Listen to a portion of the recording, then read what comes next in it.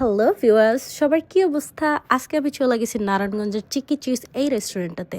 ভিতরে যাইয়া দেখি ভালোই সুন্দর, ভালোই ডেকোরেশন, আমার খুব ভালো লাগছে। টিকটক করার জন্য বেস্ট। মানে আমার টিকটক ফেভারিট, সো টিকটক করার জন্য অনেক সুন্দর সুন্দর কর্নার আছে গুছানো। এই টেলিফোনটা নিয়ে একটু রং ঢং করে নিলাম, কয়েকটা টিকটক করে দিলাম, আশেপাশে একটু দেখতেছি আর কি আছে না আছে। ঠিক আছে, আমার ভালো লাগছে। ওভারঅল সব মিলাই আমার অনেক ভালো লাগছে। অনেক সুন্দর সুন্দর কর্নার ছিল যেখানে টিকটক করার জন্য বেস্ট।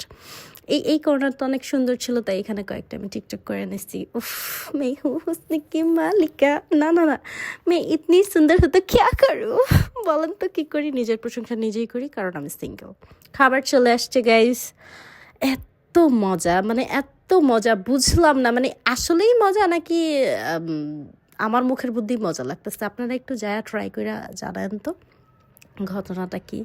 এই যে এটা কি বলে, লাঠিটা দিয়ে ক্রিমটা খাইতে কি মজা, আমার অনেক মজা লাগতেছিল গাইস।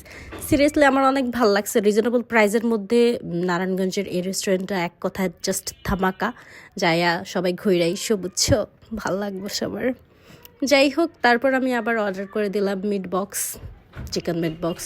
চিকেন মিট বক্সটা খুব ভালো ছিল, মানে কি বলবো, মানে আমার অনেক ভালো লাগছে। যাই হোক, যে গোল চিকেনটা আসছে না, একদম সফট, তুলা তুলা, মুখে দিলে একদম এই খাবারটা খাই আমার একটা ফেমাস ডায়লগ মনে পড়ে গেছে। একটা ডায়লগ আসছে না, কয়দিন আগে ভাইরাল হইলো, এই খাবারটা যখন আমি মুখে দিচ্ছি এই ফ্লেভারগুলো ব্লাস্ট হয়েছে আমার জিবলার মধ্যে।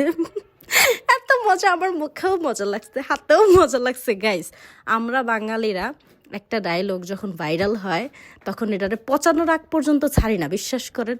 আমি টিকটক, ফেসবুক যেখানেই যাই এই ডায়লগ, যেখানেই যাই এই ডায়লগ, শুনতে শুনতে আমার কানগুলো ঝালাফালা হয়ে গেছে।